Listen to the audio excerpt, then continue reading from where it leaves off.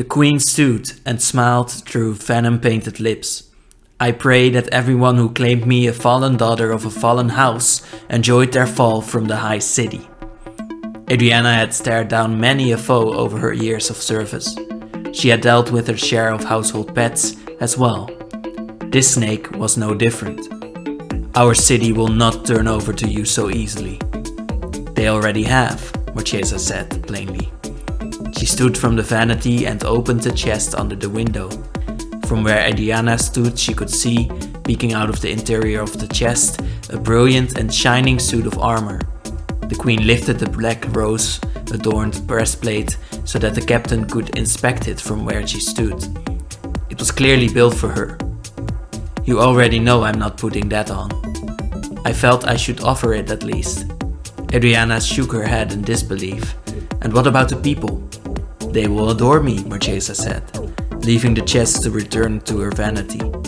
Despite only having 10 fingers, she seemed to acquire 30 rings. Adriana's heart quickened with rage. And what if they don't adore you? Marchesa obviously hadn't considered that. She met Adriana's eyes as the captain continued. What if you step out to deliver your coronation speech and are met with 1,000 citizens calling you a tyrant? Then I will be tyrannical. Marchesa d'Amati, also known as the Black Rose, is the queen of Paliano, a city on the plain of Fiora. She is young but respects older people for their status alone and herself even more. So she dresses herself in traditional expensive clothing to be like the people she respects. Not to look better, but to look more powerful. She wears layers upon layers of clothes, sometimes just to let the captain of her guard know that the lady thinks about everything. Sometimes she wears these layers so she can put up a front to everyone she will meet today.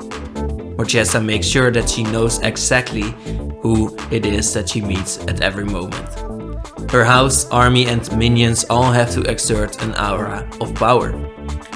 Marchesa is not subtle in her ways, but still is, as she is, not found out in any ways while letting the previous king be assassinated. Still, she leaves her mark by being crude while no one seems to remember or know what happened. And Marchesa has also reminded me that I should ask you to subscribe. You might not even know that it happened just now. There are rulers that are powerful, and there are powerful people that become rulers. Marchesa is very obviously the second. Her whole card, Marchesa the Black Rose, is focused on her coy smile and then immediately the dethrone mechanic. And if she cannot dethrone, she will let other people dethrone or get the audacity to do so. Because when you are hired to assassinate under the Black Rose, you can be sure to survive your attack as long as it's against the monarch. In other words, whenever a creature with a +1 counter from attacking an opponent with the most life dies, return that card to the battlefield firmly under your control. In doing so, Marchesa seems to say that she is all about rebellion. She wants the people to rise up against their ruler. She strategically places unrest and revolt as if we should all fight for our own freedom. Only until she becomes queen. In Queen Marchesa we see a queen with death touch and haste. Marchesa is still black and red because everything should be according to her will. Still, calculating blue identity made place for the fact that everyone should work together for their queen now. Now that Marchesa is queen. Unity in this manner is a useful part about the white-colored identity. She makes you monarch, but if anyone dares to steal her crown, she will create assassins to take it back. Blunt attackers with no fear for their life or deadly assassins that always hit their mark, Marchesa is very efficient in her murders. Still, murder should always lead to power. It matters how you do it more than the fact that you do it. Our queen also bribes and threatens, but that is not what we focus on today. If bribery and intimidation fail, Marchesa turns to her favorite form of persuasion. And that form of persuasion must be made very clear so that her next bribes will be all the more efficient. I mean, we definitely see it in Thorn of the Black Rose, because why have a 3-3 if you can make sure that anyone that attacks you gets killed? But Queen Marchesa often gives people a choice. Still, if they choose death instead of taxes, they will all be shown to the world as an example. No death left unused. And if it's not open punishment, it will be a close one. We see the hands of a former monarch in Bite of the Black Rose, but this assassination will not be made known to the public. This ruler will die to sickness or madness, and their death will be ascribed to luck to those who do not perceive too much of the Fiorian court. Then second most glaring is the card Marchesa's Decree. Her first rule as a queen will be that if anyone is to try and take her crown, they must have the means to hold that power. Without words, she threatens the world not to take her power, because she will take it back if you let her. Then most glaring is our card for today. Murder is a 1, a black and a black instant that says destroy target creature. This means that in reaction to anything, you can cast this spell, target creature, and if that spell is successful, murder will move the creature to the graveyard, and in other words, murder the creature, so that it will not be directly useful anymore. In other words, murder could be as good as Akari Lineslinger or as good as Ghalta Primal Hunger. This seems simple, it is simple, and it is not simple. Add 1 Emrakul the Promised End with a notable protection from instants, which murder is, and you are prevented from killing this creature. Every card in Magic is as complex as the whole game of Magic the Gathering, and still, murder's effect is just 3 words. Destroy target creature. With that, it is as simple as it could be.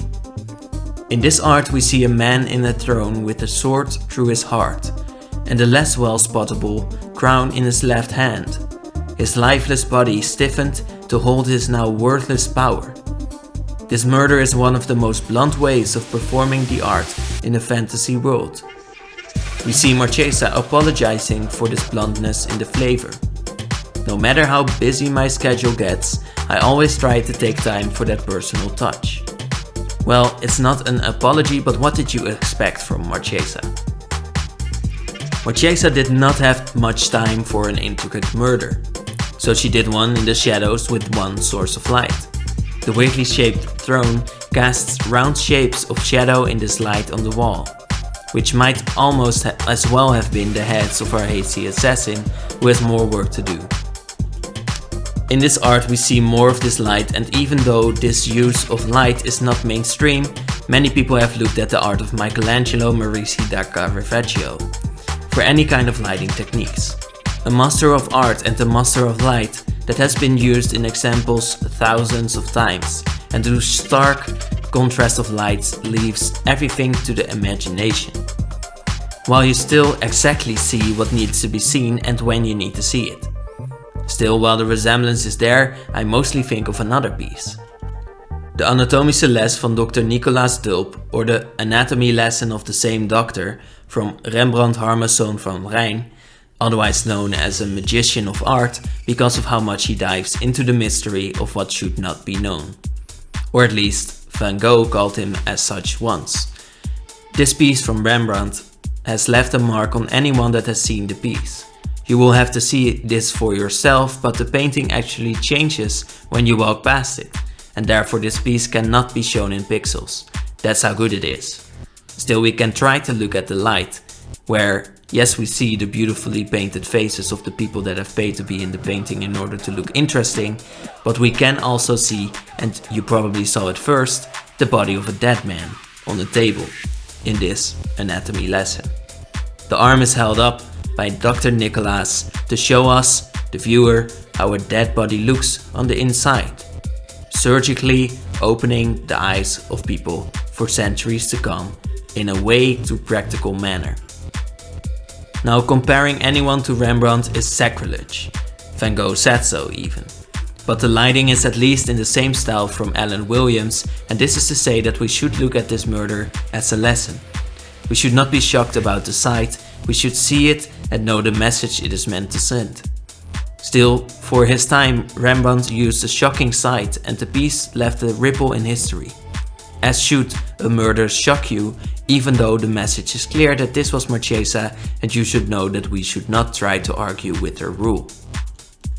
In this art of Merfolk's Secret Keeper that's also from Alan Williams, we see a weird angle. The man is being dragged down in the water and what you see on the top right of your screen is the surface.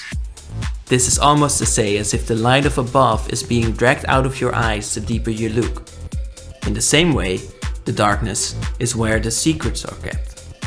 Marchesa meanwhile wants the secret to be in the light, but only when she wants them to be.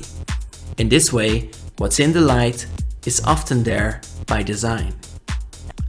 Let's look at the direct upgrade for Murder, Hero's Downfall. No, not that one, this one. Hero's Downfall is Murder, but it also targets the card type Planeswalker. This is because this spell should be able to destroy all heroes.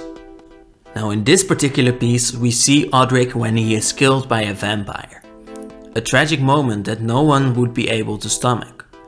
Maybe that is why this light with the same angle as our first murder card has the job of showing us Odric and 3 vampires lurching for him. Remember the 2 circles in the shadow of murder? Well, these are real. Hero's Downfall shows us a more crude moment, but one that is with more emotion. Why? Because we see less of the person. We are not shocked with the honest truth of death. We are confronted with a huge maybe and the sword of a hero that we knew so well that will clatter to the ground. We can almost hear it, but we are left to hope that Odric will survive instead of thinking about our own survival. Anything brutal is called so by the one looking upon it, never by the artist. Still we can see something brutalistic and see that it is brutal. In the Netherlands we say brutaal when someone is being a little too upfront to someone they should respect.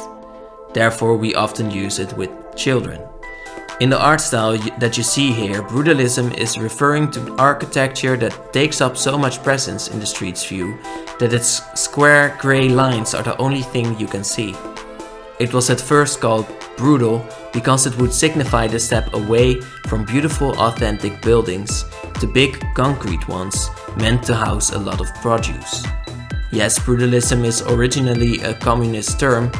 Artists that try to be brutal say that their art is memorable and exhibitionistic. People that look upon it might say the same, so the artist might not be wrong. Still, brutality as a concept will always take something away. It is at least not subtle, no matter what you think of the style. In the same way, murder might be just as square as a brutalist building. With its 3 words, it reminds us that you will destroy target creature. You murder. Murder is definitely not the strongest removal spell, but it is to me the one that has truly cemented the mechanic of destroy target creature into black. Just because it seems almost evergreen on this card. And because it has so many versions, that in draft there is almost always a version of murder to choose.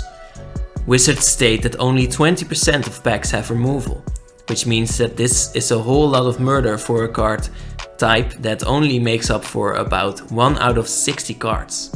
Importantly, you can see that murder existed even before Marchesa was seen murdering this king. Still, it is fitting that we act like the card is now hers. Marchesa is called the first of her name by Leovold, who also lives around Paliano. This is because in Paliano, rulers used to be all from the same family, and rulership would be passed down familial bonds. Marchesa is a unique one because she fought her way into royalty. She was born for power more than she was born to be a queen. Leovold would explain his opinion on Marchesa's methods. There are 2 types of hunting beasts. In my experience, the first exists for the thrill of the chase and exalts in service. You'll see these creatures chasing carriages or loping after horses and hear their joyous roar in the air. The beast is no threat to the carriage or the horse. The creature simply loves to run. Then there are others. You wouldn't be able to tell them apart during the hunt. as they are both filled with pride and fulfillment as they chase their prey. The difference is one of purpose. The second kind tracks and kills because it has meant to do so. Any playfulness or happy expression is coincidence or show. The beast hunts because it was created for this purpose. Today, perhaps, it kills what its master bids, but in the absence of all else, it would still kill. At the beginning of this video, Marchesa accepted that she would be called a tyrant. Tyranny stems from the word tyrannos, meaning unrightful ruler. It was a word that used to mean ruler in Greek, but of course Romans being Romans, they took the word and made it seem evil. Any Greek ruler would have to be illegitimate. Europeans always take anything from Roman culture, so we kept their meaning. Still, a tyrant in the Greek sense of the word was just as evil in their eyes. The Greek believed that one ruler alone could never be just. They had to be wicked and cruel. In this sense, I feel like Marchesa accepts that she might have to be alone. It took her just one moment of contemplation to wipe off the notion of being liked for the prospect of power. Her reckless nature truly shrugging off White's longing for belonging. Marchesa's rule is not without order though, it has laws. There are just those that the most powerful person shall rule, which might mean that you need to be rash, calculating, manipulative and brutal all at the same time. As Marchesa uses brutality to show that she should not be messed with, we should use this simple card to show our own sophistication. Whenever you next play murder on a creature, know that you have left a mark. Just because you had no time for artistry and still use a touch of collective personality, embodied in one card. A classic.